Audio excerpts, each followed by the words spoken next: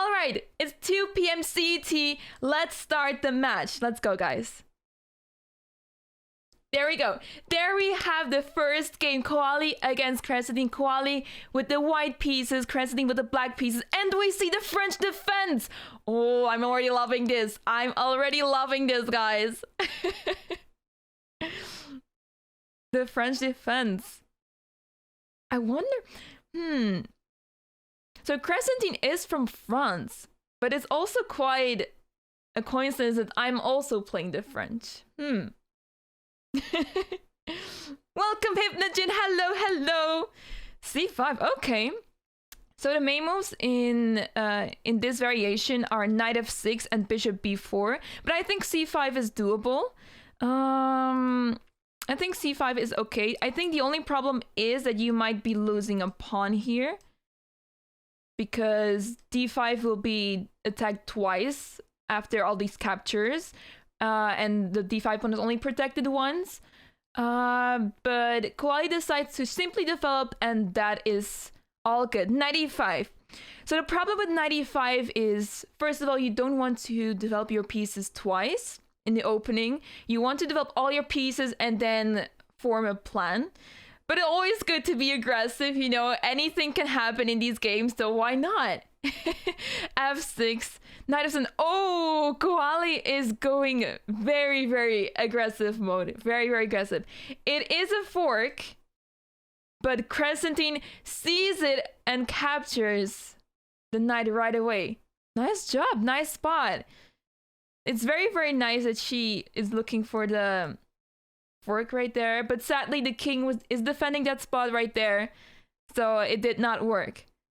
So how will Koalli continue? Will we see some captures in the center? Okay, she goes for bishop b5. Okay, that's a very, very good developing move. Thanks, DJ Poalo. Thank you so much. Thank you so much. Bishop d7. Okay, good move. Now the pawn on d5 is hanging, but she castles. Okay, it's always good to castle. You know, who cares about material if you're gonna get mated, right? So the king needs to be put in 70.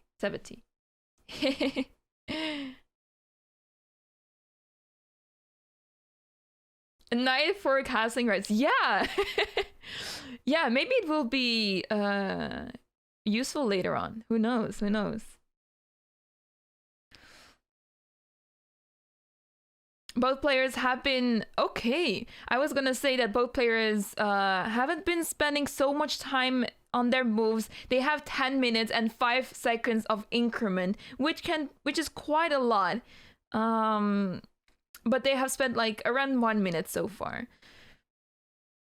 Crescentine goes e5 and Koalli replies perfectly with e takes d5, attacking the knight as well.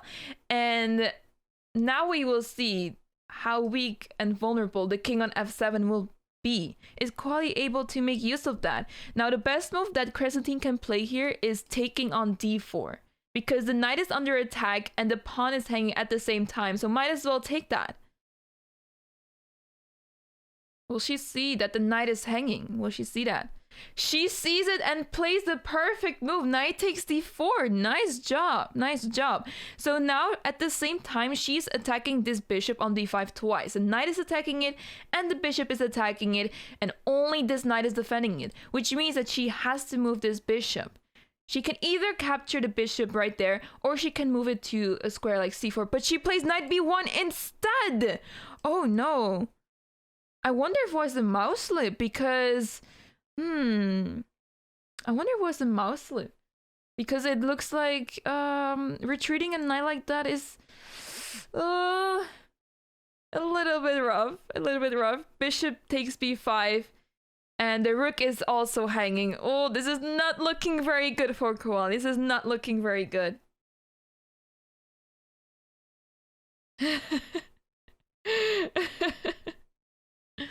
Knight a3. Ah, she wants to play knight a3, but the rook is hanging now. Oh no. Oh. Is Crescentine gonna see it, that the rook is hanging?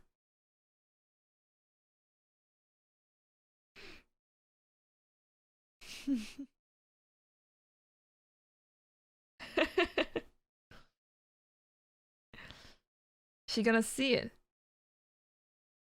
She can also play move like knight e2 check or capture the pawn. But if you can take material, you should take it. The bishop is worth 3 points, the rook 5 points, so it will be a good trade for Crescentine. She's taking her time. Bishop e2. Now, that's a perfect move. It's perfectly fine. Delaying the capture, and also you're attacking the queen. I like that move. I like that move.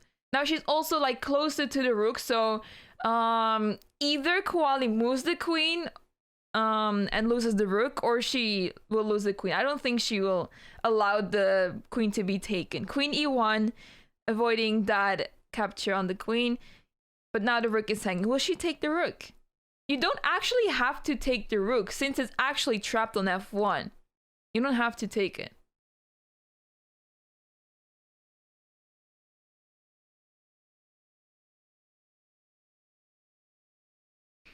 Queen takes d5. Wow.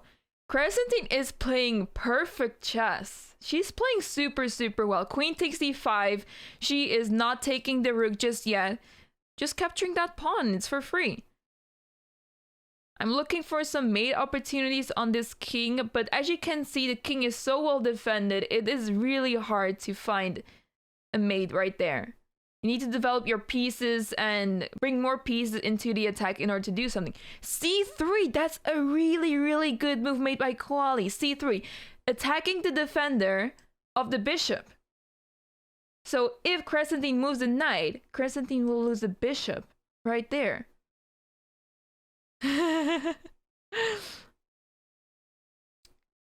So the best move would be here to take the rook.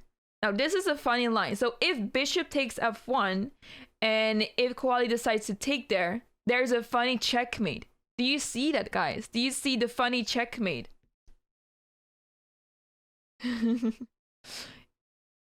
Instead she plays knight f3. So the checkmate was there. If bishop takes f1, c takes d4, then it would have been queen takes g2 checkmate. Crazy, right? Crazy. But instead she plays knight f3, which is a perfectly fine move. You're opening up the king right here with g takes f3, queen takes f3, and there are huge mating threats right here already. There are huge mating threats. There is actually a forced mate in 2. If Koalli does not do anything about that, it's mate in 2 with queen g4 check, king h1, and bishop f3 checkmate. I wonder if Crescentine sees that already. I wonder if she sees it already. It's kind of hard for Koalli to see like what she can do about it. I think her best shot will be to play h3. Cover the square g4 and hope that Crescentine will take that pawn so he can get rid of that bishop. But it's not looking good for Koalli. It's not looking good.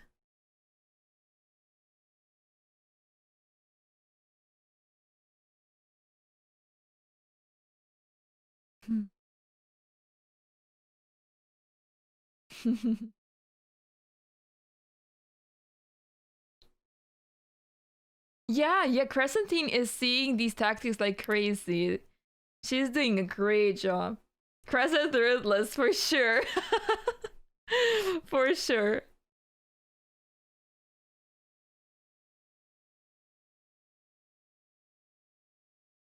It seems like Koalli realizes like the danger.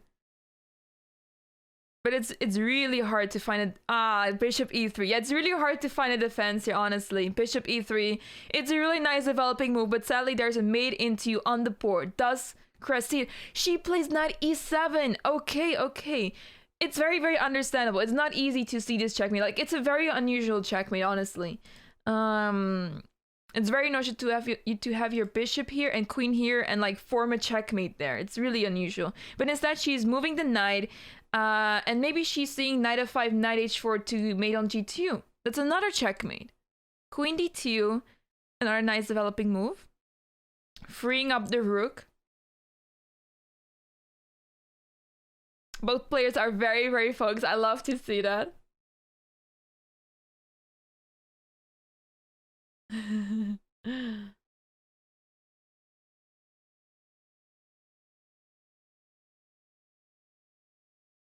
Hi, Flutter. Welcome, everyone. Welcome, everyone that is coming from Crescentine stream and from Koalli stream. Welcome, everyone. Nice to see you all here. I hope you're enjoying it. I hope you're enjoying it so far. And yeah, I really am. I really am enjoying this. H3 was the only move. Yeah, I think it was the only move. I could not see. Like, you could play a move like Bishop F4 to delay stuff, but it's not that, yeah, not that easy. Thank you. Hey, Chris Ray, great to see you. How are you doing? Chris Ray is also one of the participants, guys. Please give her a follow. Check out her channel. And, yeah. I'm excited to see you play, Chris. Knight F5. Really nice move. I hope she's spotting Knight H4 and Queen G2 checkmate. I highly doubt it's defendable. But there is a check. There is a Queen D7 check. Which might delay things. But Koalli plays Knight C4. The knight is hanging, but you don't have to take it. She plays Knight H4. How ruthless. She's not taking the knight. She's just going for the checkmate right away. She spotted. It's crazy that the knight like went from G8 to E7. And I have a huge feeling that she already spotted this checkmate. The moment like she played Knight E7. And you basically can't defend this. You can give a check once again. But, oh, I have to tell you guys because if Queen D7 will be played and Crescentine will play King G8, there is a checkmate on Cress instead. Queen E6. This could be a really, really good chance for Koalli. Because basically, like, it's very tempting to, like, hide your king, like, in the corner there, you know? Like, it feels really safe, but it's not. So instead, she should play King G6 or Bishop E7. But there is a chance that Cress might play King G8. There is a chance. You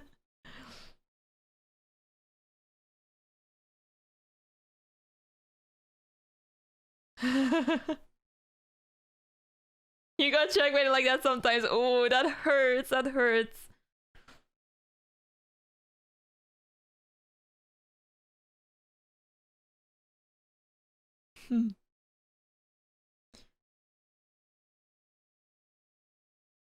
Let's see.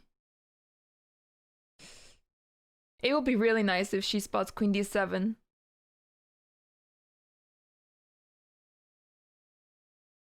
Queen D5. Oh, imagine if she would have played Queen D7. Oh, and there goes the queen. Would have been so nice. She did a check, but sadly the queen was hanging there. Oh, that hurts a lot. And Cress saw that right away and took it instantly. It does delay the checkmate, but it does not delay the lot. I would say like it's hard to defend at this point. It's hard to defend the position. Sorry. Both as gambit accepted right away. Exactly. So the threat is once again Queen G2, and she plays F3. She blocks it, and that was the only move to block the checkmate. The problem is that there's so many pieces hanging, and Koalli is down material by a lot. So it will only be a matter of time till Cress converts this to win. Queen D7, Queen H3. So the problem was that the queen was on F3. So Queen D7, king goes wherever, or Bishop E7. And if Queen H3, the queen could be captured as well. So the only chance was really like giving a check and hoping that King G8 would have happened. So F3, and yeah, I think you can just capture this knight. You can capture the rook here. You can even capture this pawn, trying to clean up like some pieces over here. Yeah. We have to note though that both players have been spending some time. So if Koalli manages to extend the game and make Cress burn down her clock, maybe the tables turn. Who knows? You never know. Anything can happen. But I would say that Cress has been tactically very sharp. She's very, very sharp. So I highly doubt that she would, like, lose this game somehow. Knight takes f3, king f2, and yeah. So far, the king is still surviving. The king is still surviving. We have to give credit where it's due. Koalli has been defending very well. It's very important. Like, you might be getting checkmated, but look at her. She's just surviving all the checkmates.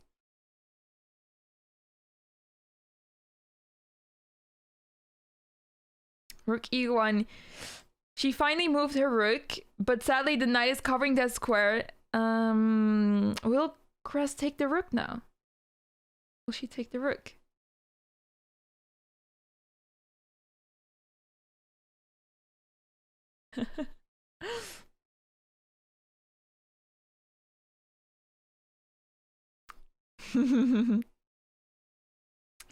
She might be looking for a checkmate. Okay, knight takes e1. There was a possibility to play knight h4 and threaten like queen f3 and queen g2 mate once again.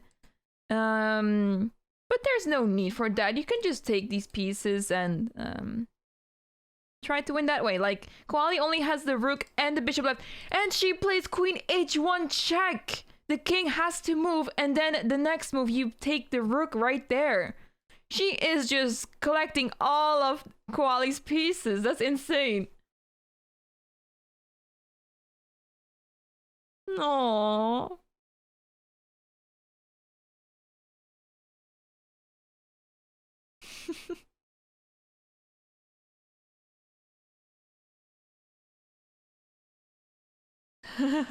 Queen takes a1. Wow.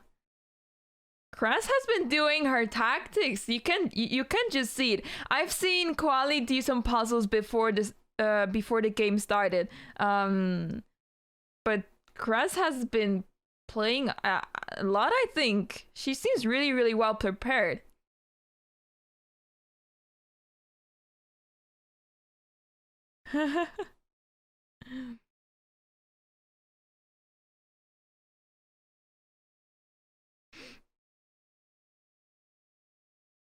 Let's see. Will she go for a quick checkmate? I don't see quick checkmate right now, but she might be like giving some checks along the way and then find a way to like put the king on such a square where like it can get checkmated.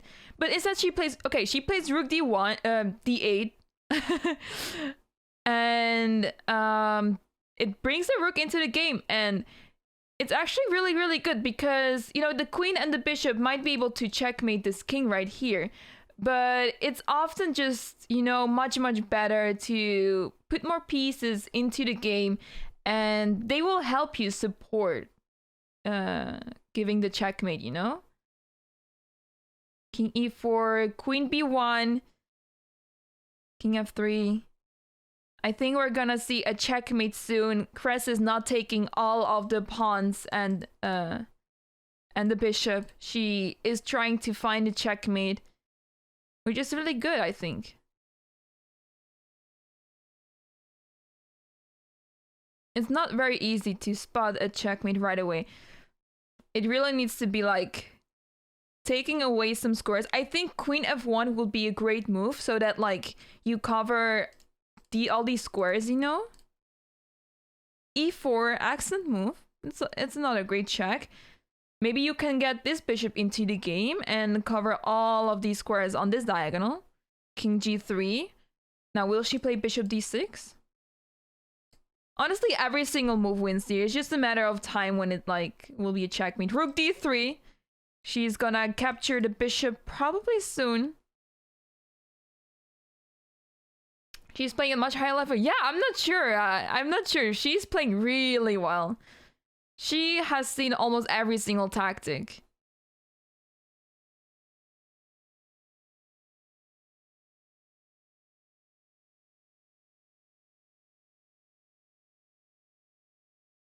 King f4. Now the pawn is not defended anymore, so it's still not a checkmate.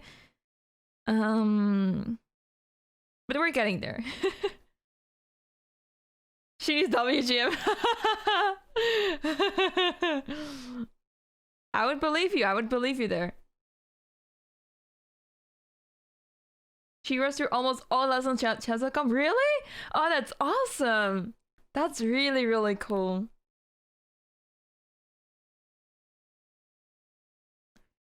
Rook d1.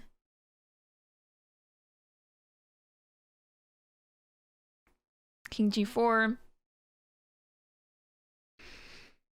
I think if the bishop wouldn't be here, it would be much easier for Crest to checkmate. But this bishop is like blocking a lot of things, you know, like you don't feel like playing rook g1 because of the bishop. You don't feel like doing this or that because of the bishop. The bishop is blocking, like if there was no bishop, it would be a check. But she plays queen d3. There is a mate in 3. In many ways, I think this is one of them, I think. Rook f1. There's only 2 moves. Okay, she plays king g3. Now she captures the bishop, and the next move should be made. Next move should be made.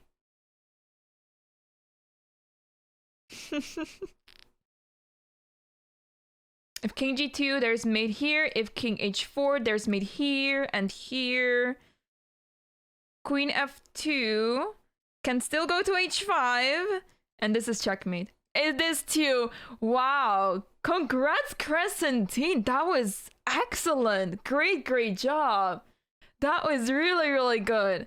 Wow. Crescentine has won the game. She is leading with 1 point right now. Okay, the game has started. Let's go, guys. Okay, the game has started. Second game of the match. If Cress wins this game, then it's over for Koalli, and Cress advances to the semifinals. We see King's Pawn opening. Okay, will you see the Brie Lopez or the Italian? Okay. Okay, that's very good.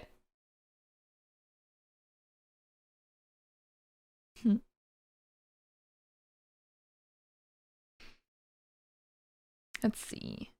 D5. Oh. Okay. I'm not sure how the fried liver attack goes, but I think you need to include a move like knight f6, right? I don't remember how the fried liver attack goes, but it's something with d5.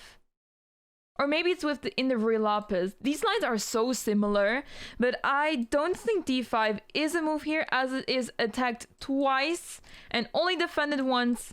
So Crescentine can just take that pawn.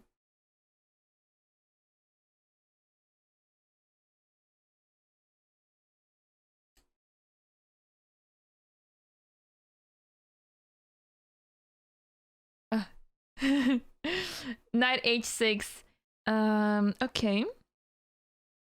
So usually you want to develop towards the center, so knight f6 would have been great, but I can imagine that Koalli is scared of moves like knight g5, putting pressure on that pawn, so she wants to make sure that she's defending that. So perfectly fine, it works. Knight f6, knight g5. Right. Yeah, my I once had, like, I hate the fried liver attack so much. Like, I don't know how to deal with it. And once I was forced to deal with it, and I had no idea what to do. Like, we were like a few moves in the opening. I was like, what am I supposed to do here? So, yeah, I'm unaware of the fried liver. Short castle. Crescentine is just following the opening principles. Really, really nice.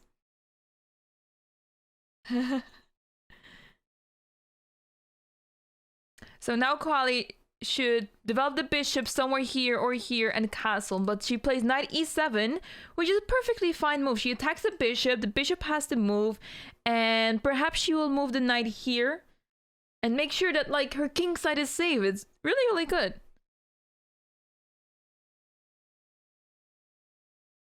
What is better, taking that d5 pawn with the bishop or the pawn? Let me go back. So I would say that it's better with the bishop, because you keep your pawn structure intact, you know, like if you take with the pawn, you will have doubled pawns. This pawn d5 might be captured at some point because like it's so far advanced. Your opponent can easily attack it and it will be difficult for you to defend it. So just to like make things easy for yourself, you capture with the bishop and, you know, just take the pawn and have a healthy pawn structure. You might be able to win this pawn at the same time, but it's just too much risk. Too much risk that you don't need to do. Need to go for. So bishop takes e5, knight h6 cancels knight e7, knight takes e5, the pawn was hanging indeed, and Koalli takes on d5. Capturing the pawn back basically because Crest needs to take back and then Koalli can take back here with the queen.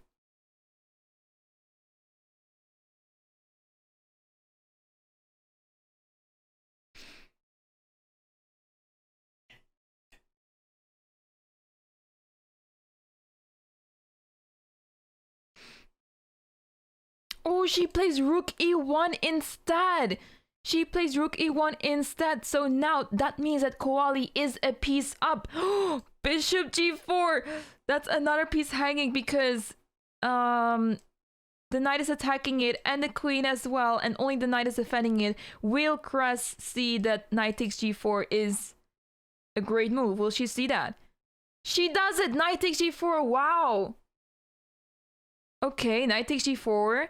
Now, pawn takes d5 would have been a great move because it's a check, opens up the rook towards the king, and at the same time, you're still attacking the knight there. But she plays queen takes g4, perfectly fine move, and I think the material is close to equal. Cress is up 2 pawns, but anything can happen, really. She plays knight f6, sneakily attacking that queen on g4.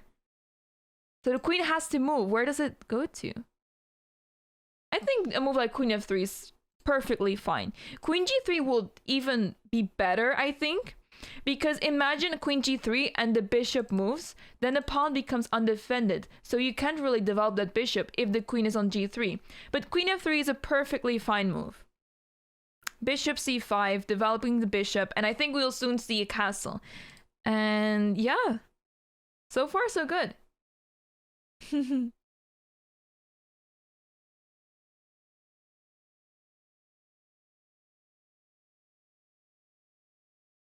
In this community, in this channel, we appreciate people just starting with chess because, I mean, we've all been there. I have been there as well, you know. I started somewhere. I was not a genius from the start. I started somewhere and it's really like practicing in order to get better. So we respect people that are just starting off with chess.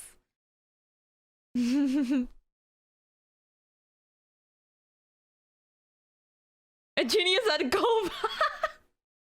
Have you seen that stream? Oh, that's hilarious. Okay, e5, knight e7.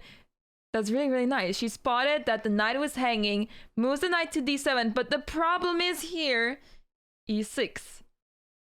And it's getting a little shaky here for Koalli. Because not only is the knight attacked right now, this is also a huge threat. Queen takes f7 is checkmate, as well as pawn takes f7. I would not be happy with such a capture, you know, on that pawn. The king will be very, very awkward right there.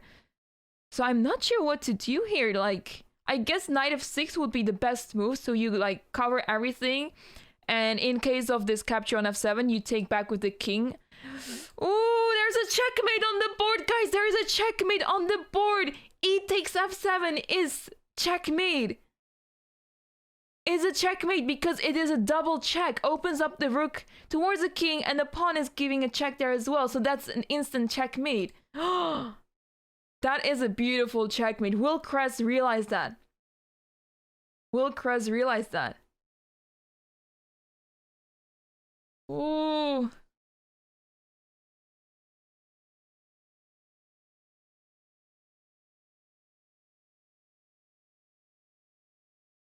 These players didn't have any coaching as far as I know. I would have loved to give coaching, but it was hard like to find time for all of the players, and I didn't want to like do one or like a few, coach one of them, or just a few, because she takes on d7. Okay, she takes on d7. She goes for the knight. It is really hard to spot that checkmate though. Like, yeah, it's hard to understand like that it will be a double check and it will turn into a checkmate. It's hard to see that. But what I was saying is that I didn't want to exclude people from coaching. So yeah, we figured it's best then to not give any coaching.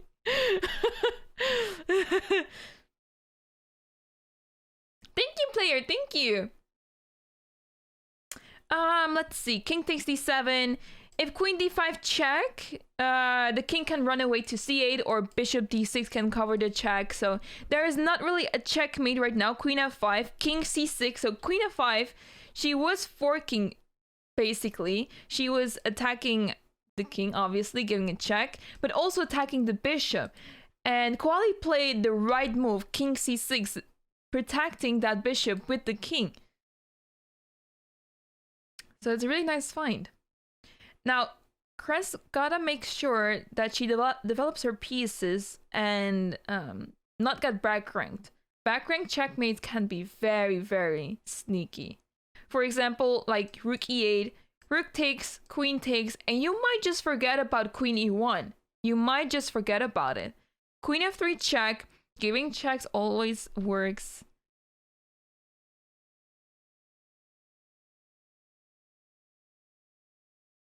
Not put it out there. I didn't feel like that was fair. I want to make it as fair as possible. King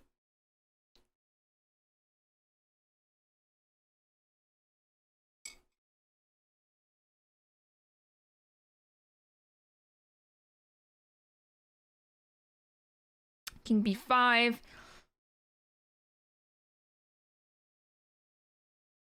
So the problem with king b5 is that you allow knight c3 check. It's a developing move, and at the same time it's a check. So Koalli needs to do another move with the king, and it gives Cress some time, yeah, to get closer to the checkmate. King a5. Now a really nice checkmate will be here: queen e4, queen a4, and then the king goes to b6, and then you have a checkmate on b5. That is one opportunity to checkmate. But it's not really easy to spot that. Unnecessary luxury. It's really important though. I mean, it can be really, really useful. Queen f5. So the bishop is basically pinned now. You can definitely defend it, but I like it. I like queen f5.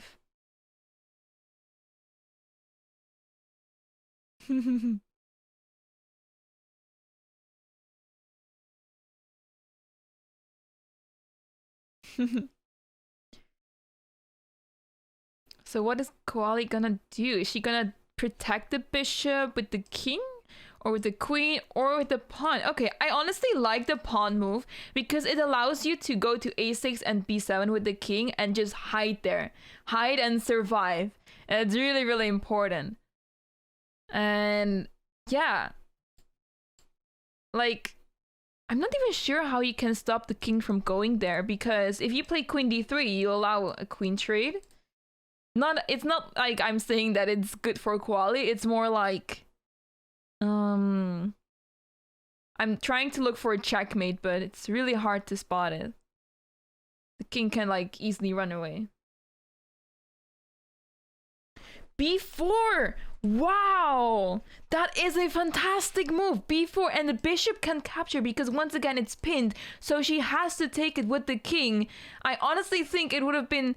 it's really, really difficult to say because like you want to run away, but at the same time, like if you don't take, then a bishop would be lost. And the reason why king takes b4 is so scary is because look at how the rook got into the game. The rook got into the game, and there are more checkmate ideas on the board right now.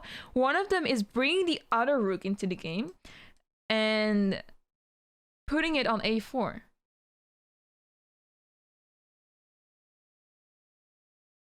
Will Cress see that? And the only move after rook e4 is king a6. So he can escape again.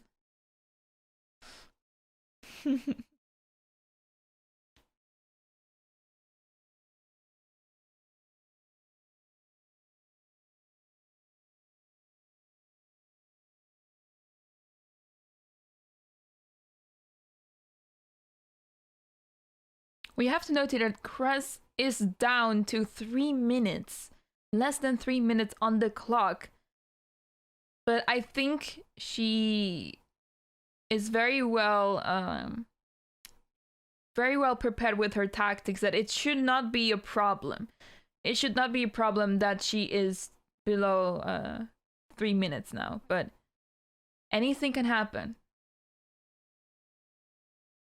So yeah, rook e5 is a really nice move because you're basically threatening rook takes c5, pawn takes d5, queen takes d5, and you're just gonna checkmate next move, either on b5. Well, actually, regardless of what happens, queen b5 will be a checkmate. Yeah, there's only one move, actually. There's only one move, so queen b5 checkmate, that's it. And the best thing that black can do is to defend that bishop once again. Koalli plays g6. Will Cress take... She takes on c5! She instantly takes on c5. She saw the tactic as soon, like, when she was thinking about rook e5. That's crazy! Panel even thanks for subscribing at tier 1. Thank you so much. Welcome to the Stroopwafel Club. Thank you. And she does the checkmate instantly. Oh my goodness. Crescentine has won the match. Wow, congratulations. Congratulations to Crescentine. That was absolutely amazing. That was an amazing performance by Crescentine. Holy smokes. That was insane. I have no words. Like, her tactics were spot on. It's insane. She saw all these tricks so easily. Wow. We could be... like, we could be seeing here a winner already. I mean, she might be the huge favorite of the tournament. Really well played by Crescentine. Wow, what a absolute...